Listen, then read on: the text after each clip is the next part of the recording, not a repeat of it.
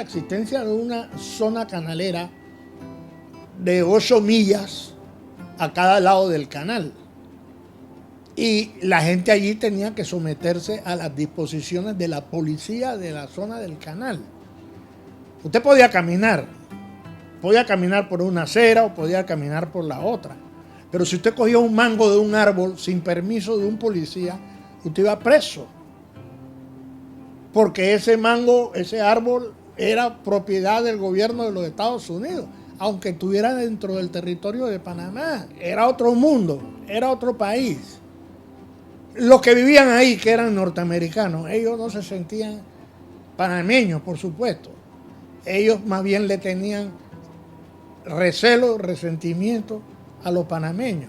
Lo consideraban de segunda categoría. Y sin embargo, ellos tampoco se sentían muy norteamericanos porque vivían fuera de los Estados Unidos. Ya sus padres y abuelos habían estado en Panamá, habían vivido en Panamá, se habían establecido en Panamá. Y ellos ya no tenían ni siquiera amistades en los Estados Unidos.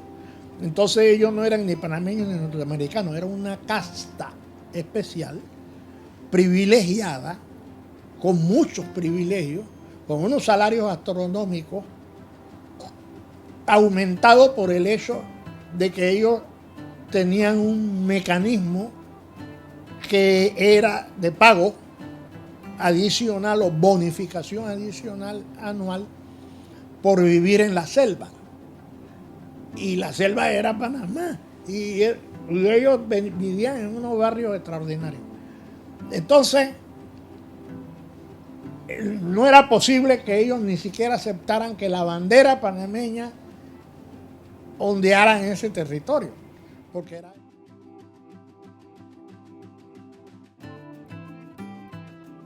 Quiero decir que en términos estratégicos, lo más importante para la negociación de los tratados que se celebraron el 7 de septiembre de 1977 fue el tema de la soberanía. O sea, que desapareciera la zona del canal, que no hubiera ya un país dentro de otro, que no hubiera una colonia, que no hubiera un gobernador nombrado por el presidente de los Estados Unidos, que no rigieran las leyes del estado de Delaware, sino las leyes de la República de Panamá, que no hubiera una policía norteamericana, sino que fuera la policía panameña con sus defectos y sus virtudes, que el sistema educativo fuera panameño, la aduana panameña, migración panameña, todo eso estaba en manos de los Estados Unidos. Y toda esa concepción soberana de la existencia de instituciones oficiales del Estado panameño vino a concretarse fue con los tratados Torrijos-Carter de 1977. Sin esos tratados hubiéramos estado igual que como estábamos desde 1903 con el tratado Heibu-Novarila. Y eso, por supuesto, fue una negociación.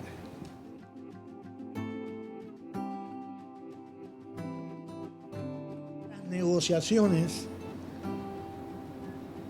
sobre todo cuando son negociaciones, no dan por resultado que usted lo gane todo. Eso no es posible ni es realista. No es verdad que en una negociación de dos países uno sale feliz de la vida porque le tomó el pelo. Al contrario, nadie le toma el pelo a los Estados Unidos.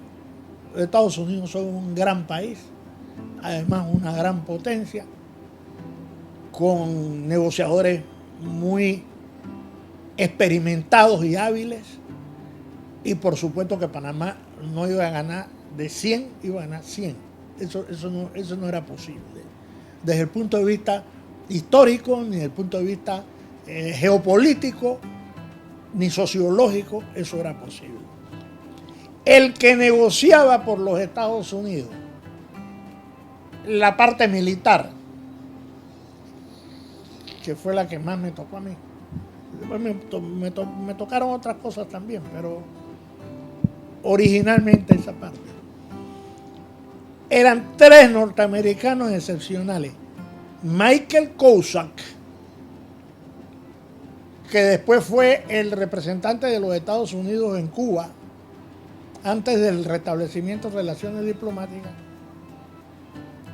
Jerry Chester, abogada del Departamento de Defensa de los Estados Unidos y también del Departamento de Estado.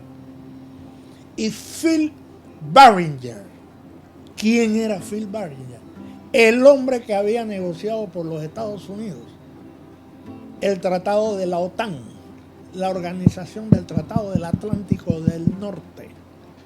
Ese tipo con esa experiencia era un señor así con una mirada saorí que se fijaba en todo y que nos tenía a nosotros pero bien estudiados. Nosotros también a ellos, pero yo creo que ellos más a nosotros, porque ellos tienen más instrumentos, ellos tienen más recursos, nosotros no teníamos. Nosotros íbamos con la voluntad, con el patriotismo, con el entusiasmo nacional de ver a Panamá con su soberanía y con su bandera. Pero ellos estaban pensando, si nosotros le damos a estos tipos lo que ellos están pidiendo, entonces otros países donde nosotros tenemos bases militares van a hacer lo mismo. Y teníamos unas discusiones y unas confrontaciones impresionantes. A tal punto que, por ejemplo, ellos no querían pagar la placa de los carros aquí al municipio, porque ellos decían que esos soldados venían a Panamá obligados, que no eran voluntarios, sino que tenían una misión asignada por el ejército, y como ellos estaban asignados, obligados y no voluntarios, ellos debían estar exonerados del pago de esos impuestos. Una placa que se paga aquí en el municipio, que en esa época yo creo que eso no pasaba ni de $10. Entonces, pero ellos pelearon eso, hasta eso lo pelearon.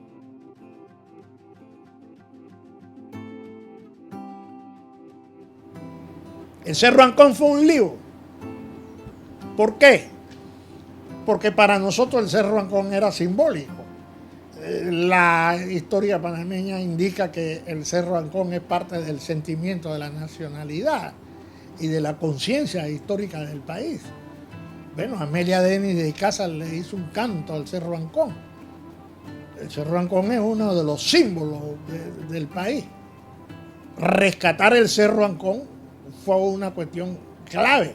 Y nosotros decíamos, si no hay Cerro Ancón en forma inmediata, no hay negociación. Y nosotros nos levantamos de esta mesa y que se forme lo que se forme. Que no sabemos qué es lo que se podía formar. Después vinieron unos rumores, de los cuales a mí no me consta, que se iba a volar el canal, que Omar Torrijos tenía preparado un aparatage, un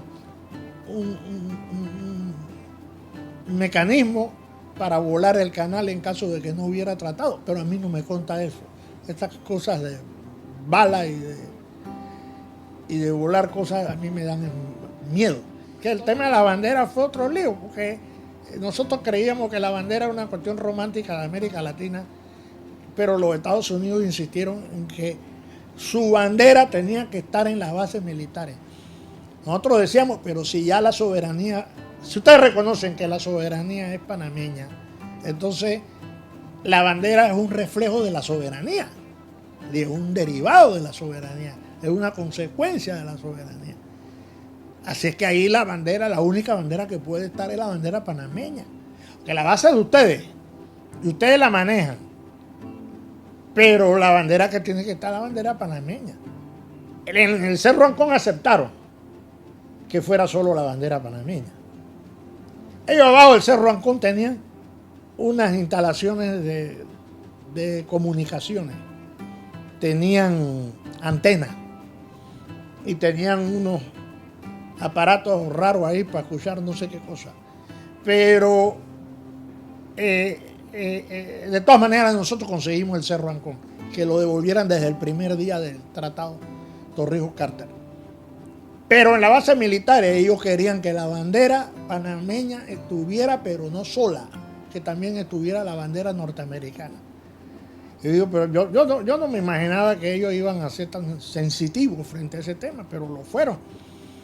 Y lo que finalmente se acordó fue que la bandera panameña estuviera en la posición de honor, que es a la derecha. Cuando uno la ve de frente, la entrada de la base, la que está a la derecha es la posición de honor en los códigos militares. Entonces eso finalmente lo aceptaron, pero eso nos tocó varios meses. Igual E100. E100 era una emisora de televisión que tenían los Estados Unidos en Panamá. Era primero que se vio Canal 2 o Canal 4.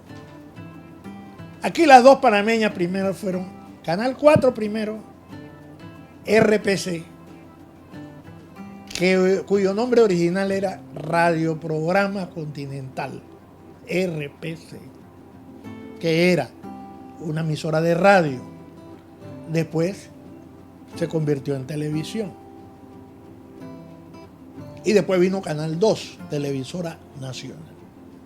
Bueno, antes de esas dos, ya los Estados Unidos tenían una cadena de televisión, una planta de televisión que se llamaba E100, Service, no sé qué News. Y la manejaba el Comando Sur de los Estados Unidos. Bueno, eso también fue objeto de discusión.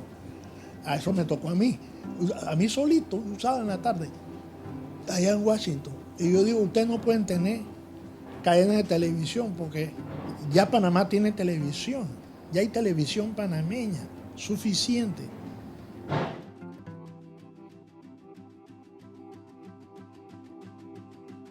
Había un sentimiento de solidaridad con Panamá. Michael Manley, que era el primer ministro de Jamaica, José López Portillo, presidente de México, Daniel Oduber, presidente de Costa Rica, y el presidente de Colombia, Alfonso López Miquelsen, y el de Venezuela, Carlos Andrés Pérez, forman un grupo de solidaridad con Panamá y ellos venían aquí, se reunían, ellos eran casi negociadores, para decirles que en agosto de 1977, un mes antes de que esos tratados se firmaran, esos tratados estuvieron en peligro de sucumbir. ¿Por qué? Porque los Estados Unidos un mes antes seguían insistiendo en que ellos querían tener el derecho hasta el año 2050 de construir un tercer juego de esclusa en el canal de Panamá, es decir, la ampliación del canal que fuera decidida por los Estados Unidos. El reto se lo damos, pero la ampliación la queremos nosotros. Y por supuesto, se hizo una reunión en el Palacio de San Carlos en Bogotá, reunión que recuerdo perfectamente porque yo estaba ahí, y los presidentes que les acabo de mencionar llamaban a Estados Unidos, llamaban a sus amigos de Estados Unidos, a sus amigos senadores, a sus amigos de la Cámara de Representantes, ministros, y se formó una actividad incansable para convencer al presidente Jimmy Carter de que se olvidará de eso. Es que los senadores no van a aprobar, no van a ratificar el tratado si no está ahí el derecho de Estados Unidos de ampliar el canal de Panamá. Entonces, bueno, entonces no hay nada, pues se acabó. Y Torrijos dijo, yo vine aquí a Bogotá pensando que íbamos a celebrar las fiestas patronales del canal y resulta que vamos a celebrar el entierro del tratado.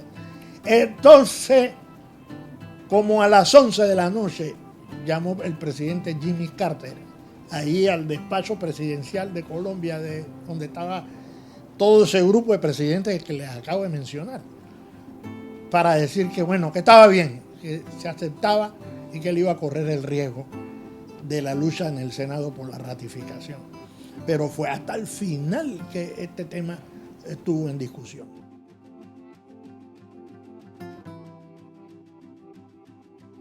¿Qué hubiera pasado si no se hubieran celebrado los tratados del canal que permitieron que fueron los que permitieron, y por eso la importancia de la fecha del 7 de septiembre de 1977, que el canal pasara a manos de Panamá. En el caso de Panamá estuviéramos bajo la égida del Tratado de 1903, con la quinta frontera, un país dentro de otro, bases militares, etc. Pero el propio canal, a mi juicio, no hubiera estado en el nivel en que Panamá lo pudo llevar. ¿Por qué? Porque para los Estados Unidos el canal de Panamá era un vehículo de comunicación fundamentalmente para su marina de guerra. La noción de que el canal pudiera servir para profundizar y ampliar el comercio internacional, el comercio marítimo mundial, no estaba dentro de las prioridades de los Estados Unidos. El canal se construye para hacer más rápida la comunicación entre el Pacífico y el Atlántico a raíz de las guerras que tuvo los Estados Unidos con España, y que dio por resultado no solo el tema de la intervención en Cuba después de su independencia en 1902, sino también Puerto Rico y las Filipinas. Entonces Estados Unidos se dio cuenta que necesitaba de todas maneras un paso rápido que comunicara el Atlántico con el Pacífico para que sus barcos pudieran pasar de un sector al otro sector de los Estados Unidos. Entonces su condición era estratégica, más que comercial. A tal punto que desde el punto de vista de contabilidad, el canal no podía producir ganancias. El canal no podía producir excedentes. El presupuesto tenía que ser lo que dicen, como le llaman los contadores y los economistas, break even. Quiere decir 10 gastos, 10 ingresos, 10 de gastos. $10 de ingresos, 10 de gastos. Ahí no se podía producir ni un centavo y todavía había que gastarlo. Por eso al fin de año había una corredera muy grande para gastar lo que se supone que iba a sobrar. Porque el canal no podía concebirse como un instrumento de producción de beneficios económicos, porque entonces el contribuyente de los Estados Unidos tendría que poner algo del bolsillo del contribuyente, y el canal no se manejaba así, se manejaba solo con sus ingresos. En el caso de Panamá es igual, el Estado panameño no pone ni un centavo para el canal, pero Panamá cambió la noción filosófica del manejo del canal porque sí produce excedentes.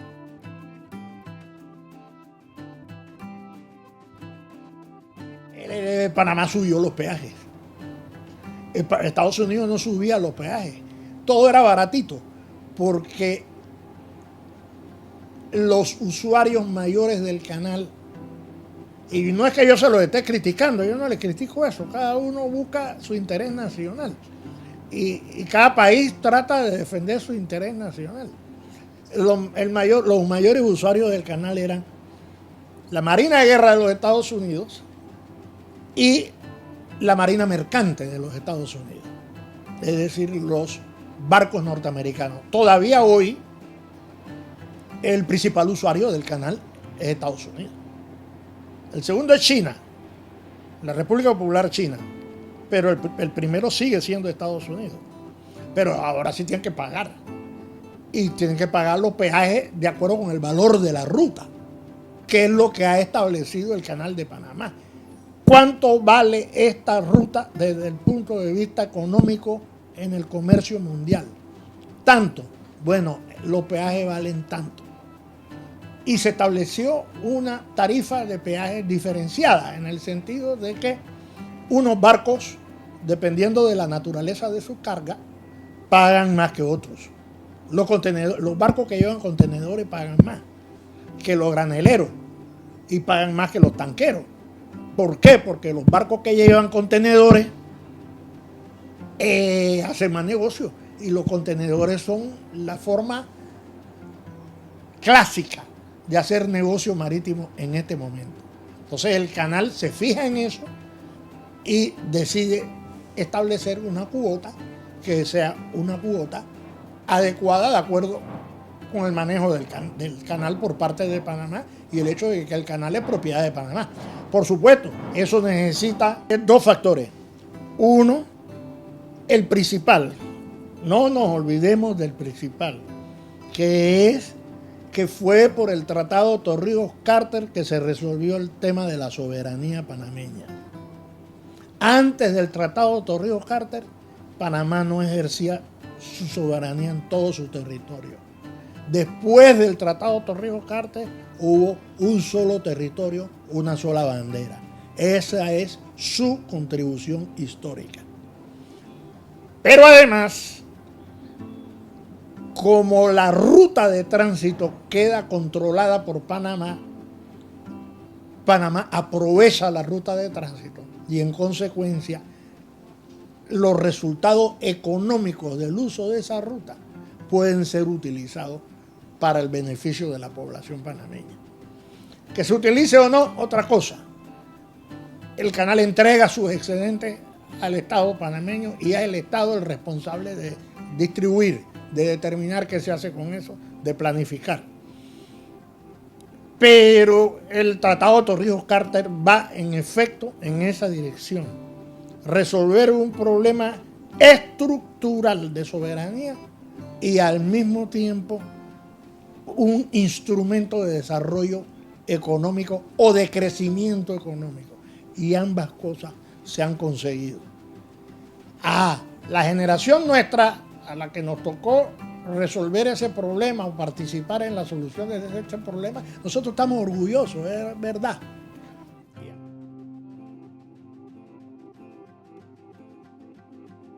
Y para el mundo la solución de un problema de colonialismo simulado que contribuyó a la paz de esta región sin tirar un solo tiro. Un problema que se resuelve por medio de negociación y diálogo entre un país grande y uno pequeño a base de pura serenidad, de prudencia, de no volverse loco, de saber que se estaba frente a una lucha con un gigante, pero también inspirado por un acumulado histórico que viene en Panamá de todo el siglo XX y sobre todo el 9 de enero del año 64. Entonces, para el mundo fue un ejemplo de cómo resolver un problema a base de la negociación. Y por eso el 7 de septiembre del 77, en Washington, en el Salón de la Unión Panamericana, que fue donde, la OEA, pues, donde fue que se firmaron esos tratados, ahí había una gran representación de los presidentes, estaban casi todos los presidentes de América Latina, desde los más demócratas hasta Pinochet.